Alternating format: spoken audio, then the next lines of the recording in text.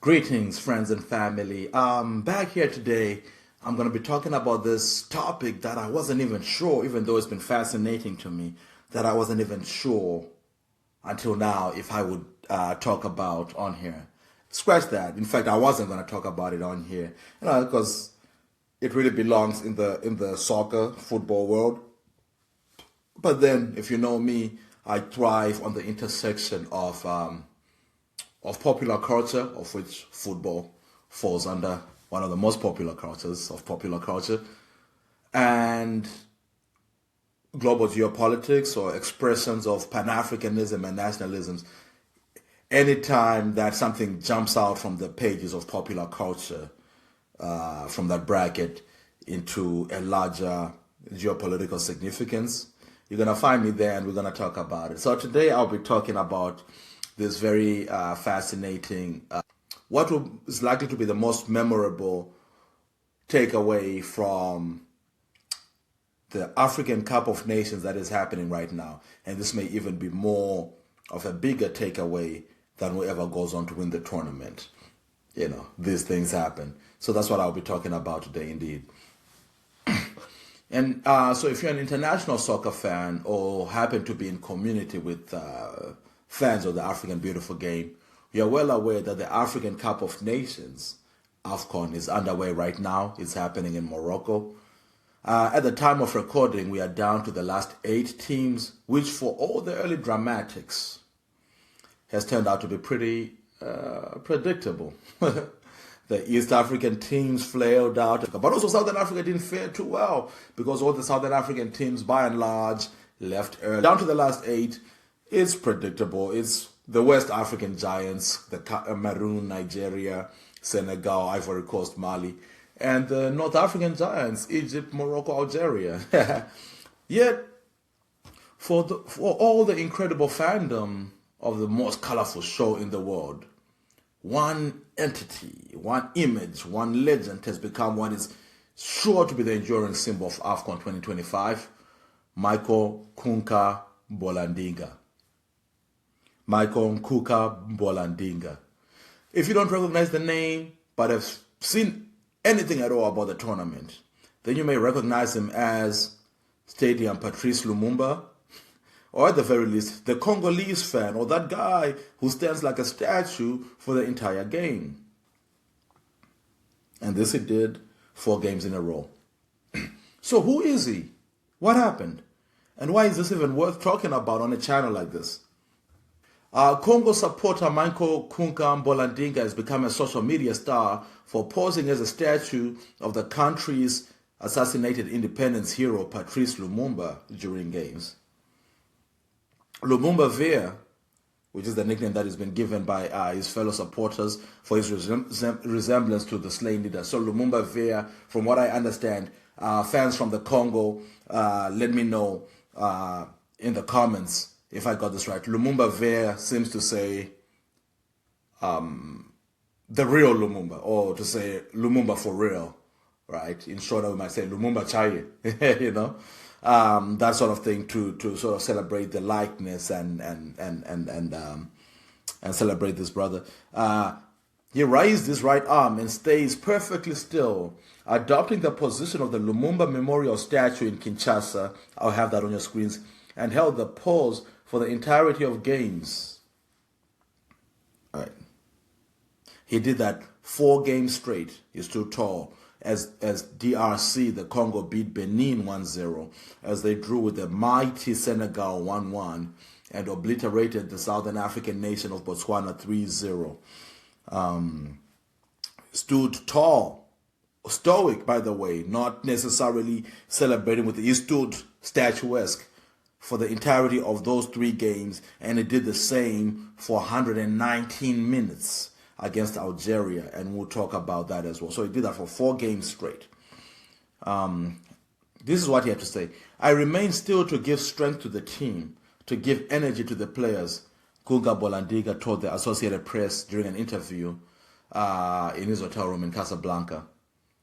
He, Lumumba, is the one who gave us freedom to express ourselves, Nkuka Mboladinga says of the Congolese leader. He sacrificed his life for us to give us liberty. So he's a hero for us. Lumumba is a spirit for us, is a model for us. Mboladinga goes on to say he rehearses before each match by staying still for 45 to 50 minutes at a time, just like that. And one of the Congolese fan went on to say the fan who went viral for standing motionless through the full match becomes an AFCON symbol of pride, memory, and resilience. This is what the people are saying. This is what the people are saying. Indeed, even in my group chats with my non-African friends and just soccer group chats, people have hit me up asking like, yo, what's the deal with this guy? So I've been telling that story. So he stood for those 4 games, but when his team was knocked out of the tournament by Algeria, out of the last 16, with the 119th minute, that's to say the game went into the 90 minutes, they were tied. Then they had the 30 minutes of extra time, which was, and in the 29th minute of that extra 30 minutes, that's when they conceded. He was left devastated. Our man was left devastated. Lumumba Vea, as stoic as ever, looking like Gus Fring from Breaking Bad, takes his glasses off. He wipes his tears, and in one final act, collapsed into the crowd behind him that had supported him, that had stood with him, right, or for whom he had stood all this time. But who is this guy that he was impersonating, though? Who was it? Who is this Lumumba guy that he was impersonating? I suspect a lot of you already know or have some passing knowledge, but let's talk about it for those who came to this by way of the African Cup of Nations. Let's talk about it. It goes back. Let's go back to the 20th century. Let's go back to the mid-20th century. The road to independence in the Belgian Congo was unlike anywhere else in Africa. See, Belgium was determined to hang on to its major African colony. This country is the Democratic Republic of the Congo, right? Then known as the Belgian Congo, is so many times bigger than the Belgium itself. This is something I've spoken about in our video about King Leopold II, right? So much bigger.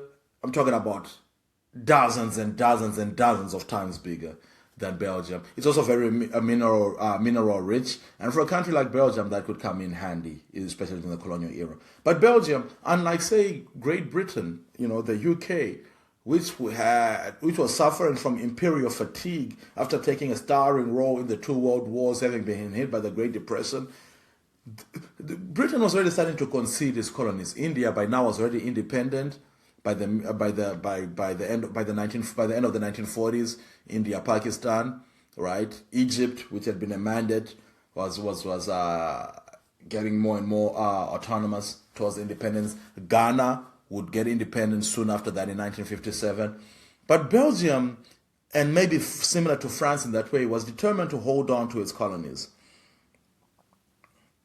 The possibility of transfer to African self-government was not even fully discussed in official Belgian circles until 1956, right? And even then it was assumed to be in the distant future. So with that in mind, the Belgian authorities deliberately tried to keep the Congolese people isolated from the radical political ideas sweeping the rest of the continent. State aid to education was restricted to primary level at the very lowest grade, such that the Belgian authorities forbade the formation of political parties, and there was no independent African newspaper in the colony until 1957.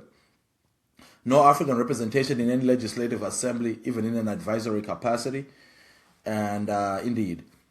So, to tell you just how stark this is, there were, if I remember correctly, I was talking to my student, one of my PhD students, Sarah Tab, who studies the Congo.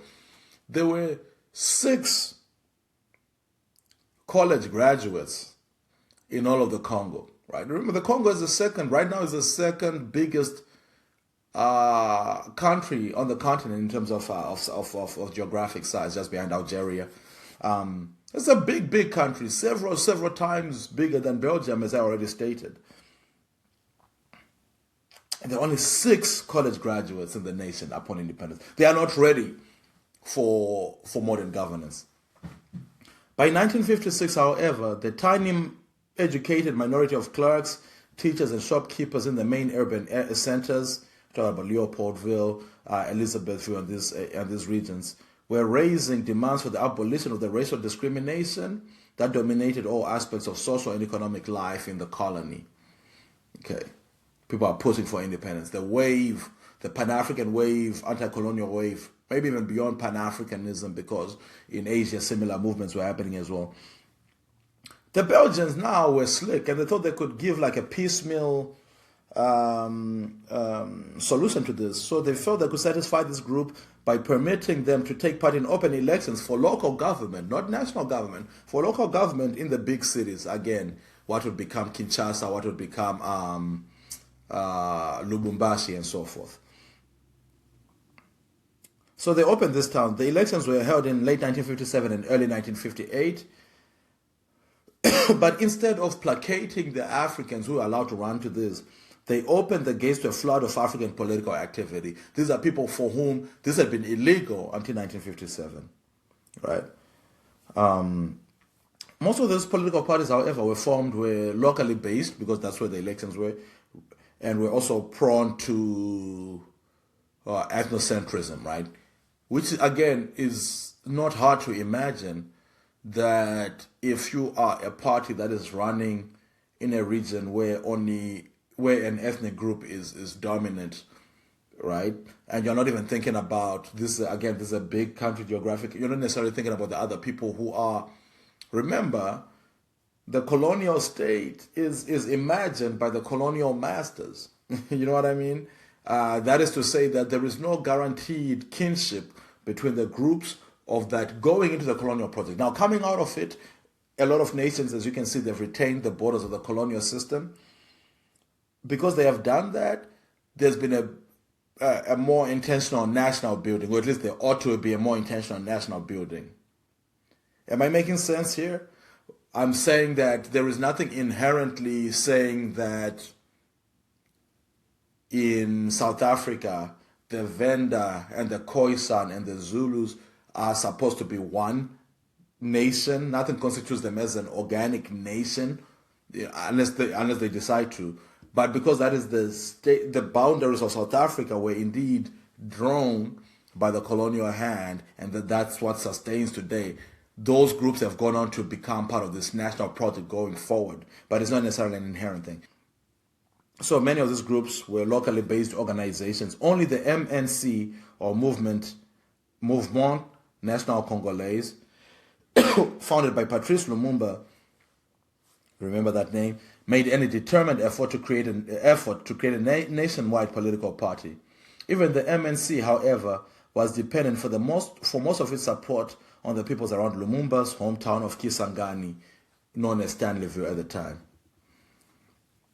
In December 1958, Lumumba attended the All African People's Conference in newly independent Ghana, which was led by Kwame Nkrumah at the time, who's the father of continental Pan-Africanism, who, upon independence, had declared that our independence as Ghana, Ghana being the first sub-Saharan African country to get its independence, right, in 1957, he had declared our independence is meaningless unless it is linked to the total liberation of the continent. It's a pretty radical idea, especially for the Belgians, remember, who are trying to keep their folks away from these radical ideas of independence. So he goes over there, Lumumba does, and returns to the Congo inspired by the independence fever that was generated at the conference and was catching on across the continent.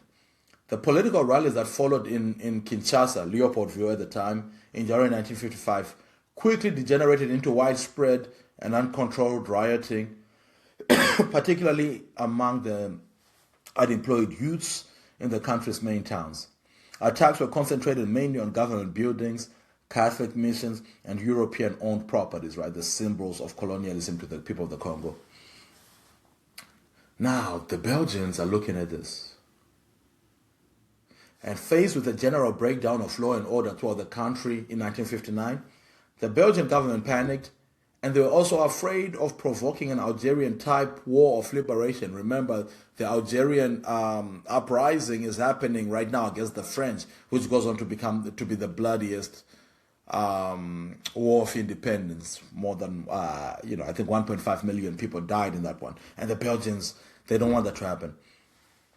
Having only officially legalized African political parties in August 1959, the Belgians summoned the colony's main political leaders to a roundtable conference in Belgium in January 1960, the year of Africa. Lumumba, who had been in prison since November 1959 on charges of inciting violence, was released to allow him to attend, because it would have been a farce if the one leader of the one party that had sort of made any national impact could not attend. So he went over there. Now, the African politicians who were there later admitted that they had been prepared to negotiate anything up to a 5-year transition period towards internal self-government. All right? If we have this conversation right now, maybe in 5 years, we would have put ourselves in structures enough in collaboration with the outgoing colonial government to be able to do this. The Belgians agreed to full political independence within less than 6 months. You all don't understand. There was no nation of the Congo prior to the colonial era. These are groups whose political identity is being formed in real time. Totally unprepared, the political parties mushroomed throughout the country. 120 different parties all of a sudden pop up and contested in the primary elections for 137 seats. Listen, it could have happened that in May 1960, we have 120 of the 137 seats, there are 120 parties, each with virtually a seat each, right? Hypothetically. But I'm saying that's such a crazy number of parties. So long oppressed by poverty, forced labor, heavy taxation and racial discrimination, the Congolese electorate were swept by the wild expectations for the coming independence. Right. Expectations that were obviously foolhardy to imagine. Now, the Belgian government's sudden move to independence was not at all a panic move, but rather a deliberate attempt to forestall the build-up for a radical agenda among Congolese nationalists. The Belgians believed that if they moved quickly, they would be able to keep control of the government behind the scenes, primarily because the Congolese politicians were so inexperienced. It was believed that even the radical nationalist figure of Lumumba could, in practice, be contained and manipulated. Shortly before the May 1960 election in the Congo, the Belgian government changed the Congolese constitution to allow 6 provincial governments virtual autonomy, right? So places like Katanga would have virtual autonomy. This was a deliberate safeguard so that in the event of the central government falling into the wrong hands, such as those of Lumumba, right? Wrong hands. The richest province of Katanga would be able to act independently and even secede. Why is that? Mineral resource rich, right? The idea here is that we can't afford to lose, even as we give up the colony, we can't afford to lose the economic benefits of having this colony. Within Katanga, Belgian settlers and officials had joined Chombe's, right? Moise Chombe, who was one of the other main politicians, Konakat, and had even drafted the party's manifesto, right? And Chombe was to prove to be a willing tool of Belgian interests. He was DTP, he was down to play. The problems of regionally based parties quickly came to the fore in the negotiations to form a coalition government for independence on 30 June. Only Lumumba's MNC favored a single centralized government. Everybody else wanted a provincial or fragmented government. Right? The others wanted a federal constitution that would guarantee them domination of their own local self-government. With the style of constitution still undecided, Lumumba headed a very shaky coalition as prime minister, with Joseph Kasavubu as former president. At the independence ceremony on 30 June 1960, King Baudouin of Belgium made a paternalistic speech referring to Belgium's noble civilizing mission and praising his successor, Leopold II, as a genius. He urged the incoming government not to indulge in hasty reforms, but rather to heed the advice of their Belgian administrators and technocrats. This anticipated a neo-colonial future for the Congo. The colonial system of, continued exploitation would remain with minimal change, apart from a small elite of African politicians as figureheads at the top. Lumumba, however, defied protocol and replied with a radical speech that castigated the brutality and injustice of Belgian rule. This is a famous speech. Lumumba was with the smoke right away. He declared the Congolese people finally free from the humiliating slavery that was imposed upon us by force. Think about that. That the king of Belgium goes up there and celebrates. Leopold II is responsible for the death of 10 million Congolese people. And of course, that narrative has become louder and louder in the past 2 decades or so. But it's a thing. And you then tell me, you then come and praise him as a genius and so forth and say all these things. And Lumumba responds right away. It's like, no, that's BS, right? Calls out the humiliating slavery that was imposed on us by force. Some have even argued that it was his speech that condemned and that sealed his fate. But others say that, just based on his political leanings and him pushing for African sovereignty and buddying up with the Soviet Union, not so much because he agreed ideologically entirely, but as an alternative to whatever the game that the Belgians and other Western nations were playing. That's what sealed his fate. What is that fate? We'll see shortly here. On 5 July, the Congolese army mutinied. Lumumba intervened on the side of the soldiers. Remember, for the most part, the army was mutinying. Again, there was no Congolese army to speak of beyond this, just the ones who were the Belgian colonial army. So in many ways, as they tried to transition into independent Congo, a lot of the same generals, the top brass of the military, remained very much the colonial. Of course, who else was going to do it in that moment, right? They hadn't been trained for this. So the idea, as with many other post-colonies, is that local soldiers will join and will be trained. Then eventually they will take over control. But Lumumba intervened on the side of the soldiers as opposed to that of the brass, dismissed the Belgian senior officers and asked the African soldiers to put forth their own choices of officers as replacements. These Belgian senior officers had continued to act in the colonial racist way that they had pre-independence. So this is what the people were mutinying about. Lumumba appointed Joseph Desiré Mobutu as army chief of staff. Ooh, would he live to regret that? Mobutu, a former soldier and self-taught journalist, had been Lumumba's secretary at the Brussels conference. Different provinces declared independence, right? We're starting to see now the ferment that the Belgians had created starting to take shape. Belgian troops were flown in to secure the other major Congolese cities, right, as they were breaking away.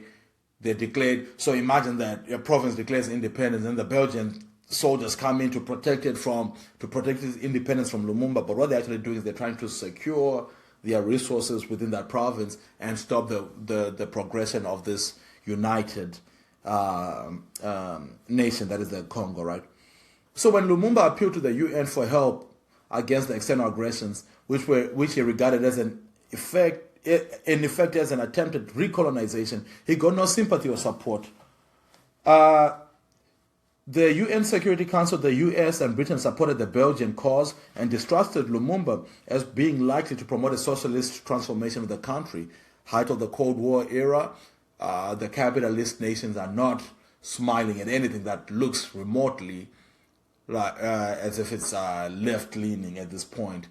And the tragedy of all this is, sure, right, sovereignty. If they wanted to go socialist, they should be able to do that. But also the evidence on whether Lumumba was fully within that camp is also kind of scant. If anything, his leanings toward the Soviet Union were not so much because he was adopting the ideology meat and potatoes.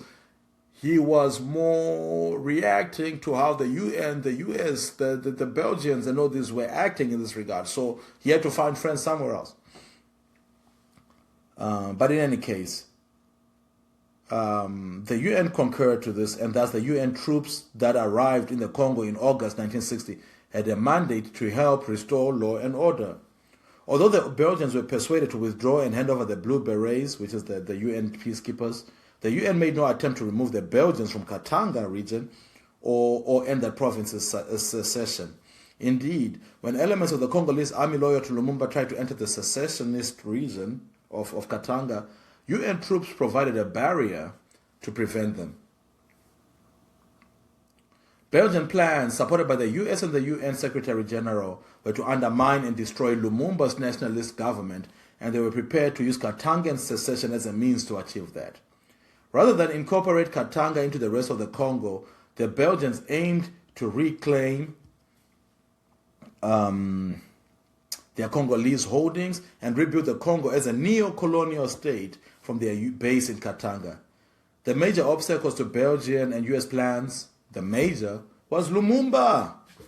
By this time, the US, Britain, and Belgium were all agreed that Lumumba, the democratically elected prime minister, by the way, has to be removed permanently. Hey, the Western world deciding to remove third world leaders that they don't really like for their own reasons, that's not the kind of thing that ever happens, is it? Wink, wink. The CIA, the US CIA, persuaded President Joseph Kasavubu to dismiss the prime minister, whereupon Mobutu, right, acting by this time on behalf of the CIA, and there aren't too many people that I can't stand as much as historical figures that I can't stand as much as I can't stand Joseph Mobutu, or Mobutu Sese Seko, as we later on be called. He is one person that I find to have no redeeming qualities at all. Most other dictators, right, even if they're horrible, so yeah, but yeah, this other thing going on. Once upon a time, he was this guy or whatever. Mobutu, I found nothing like that about him. So he dismissed the elected parliament and placed Lumumba under house arrest on 5 September 1960. This is a mere 4 months after his election. The UN stood by and did nothing to protect Lumumba, even when he was transported to Katanga in December 1960. On 16 January 1961, right, just a little over half a year since his election with the presidency, him and 2 of his closest aides were shot by firing squad with the full approval of Chombe and in the presence of 3 Belgian officers. His legacy far outgrew his short time in office. Though he governed Congo for only a few months, he became one of the most enduring symbols of anti-imperialism in the 20th century. Internationally, Lumumba was embraced by the socialist world as a martyr for decolonization. In 1961, for example, the Soviet Union renamed Moscow's People's Friendship University after him, the Patrice Lumumba University. Schools and cultural centers bearing his name exist in parts of Eastern Europe, Latin America, and Africa, especially in countries aligned with non-aligned or socialist movements. Right? There's also the Patrice Lumumba Square in Moscow. The statues there. In cities like Havana, Cuba, Belgrade, Serbia, Algiers, Algeria, Dar es Salaam, Tanzania. In Congo itself, his memory for a long time was deliberately suppressed for decades under Mobutu Sese Seko, who was responsible for, in large part, in a prominent way, for his demise. Only after Mobutu's fall did Lumumba begin to openly be rehabilitated as a national hero. And in fact, one of the most haunting chapters, which you may have heard about in recent years, resurfaced in 2022, when the family, because after he was assassinated, his body was never returned to his family, and it was said to have been dissolved in acid. And in 2022, Belgium finally returned Lumumba's tooth the only physical remains of his body kept as a trophy by a Belgian official involved in disposing of the corpse. Barbaric! The repatriation was both symbolic and devastating, an acknowledgement of moral responsibility, but also a reminder of how thoroughly he was erased. This brings us back to the AFCON. When, at the very death of the last 16 match with Algeria, Ahmed Moura of Algeria scored, he ran towards the Congolese end and mimicked Lumumba Vea's pose and fell to the ground in celebration. It's all in a game, right? However, this was not just taken as banter. Amora's gesture was widely criticized on social media, with fans calling for him to apologize to Mboladinga and the Congolese nation. Some may say that's too much because, dish it out, you have to take it. But this had resonated so much with not just the Congolese guys. In fact, my one friend out of Mexico, who is a fraternity brother of mine, who was asking me what was going on about that, he actually texted me after that. He had initially texted me, he's like, who's this guy? What's going on with Lumumba Vea? But when that happened, he's like, oh yeah, I'm definitely not rooting for Algeria now. That was, that's the symbolism of this had permeated space and fandom, and a lot of people took offense to this, right? One sports journalist, Leila Hamed, said, Mboladinga is bringing visibility to a historic figure who fought for Congo's independence and stood in solidarity with the Algerian revolution against occupation. Oh, wow, I didn't even thought about that part. That's the other part, right? To say that there is a statue of Lumumba in Algeria. He stood with the Algerian revolution. So this is not just like some random European person who's making fun of Lumumba or somebody else from, say, just a totally different community, some Canadian cat. Which would also be some version of offensive, but especially because of Algeria, of the role that Lumumba played in supporting the Algerian revolution. Ahmed Moura later posted an apology on social media, saying he wasn't aware of the meaning and history of the gesture of the Democratic Republic of Lumumba Vea. I simply wanted to tease in a good-natured way without any ill intent. And I, in the spirit of Pan-Africanism, in the spirit of the tournament, of the beautiful game, and in the spirit of the moment, I want to believe him. Because I can say, but a lot of people don't know who Lumumba is, right? And especially Algeria, North Africa often has a slightly different dynamic to Sub-Saharan Africa. I don't know how old this guy is, but I'm saying it's probably, the players right now were probably born in like 2000, right? This is the generation that's playing right now. Decades upon decades removed from this moment. It is very easy for him, and he's locked in. He's at the tournament. He's not watching the tournament like we are, right? He's in the tournament. So I respect Congo and this team. He goes on to say that. And in order to make further amends, the Algerian Football Association invited Mboladinga to their team's hotel on Wednesday, even had a security team for him. And he met with the players and was given a personalized Algerian team shirt with the name Lumumba emblazoned on the back. All is well that ends well. That was a teachable moment, a moment of Pan-African beauty, a moment in which he celebrated the beautiful game. And that is the amazing story of Lumumba Vea, Michel Nkuka Mboladinga. Long live Lumumba. One.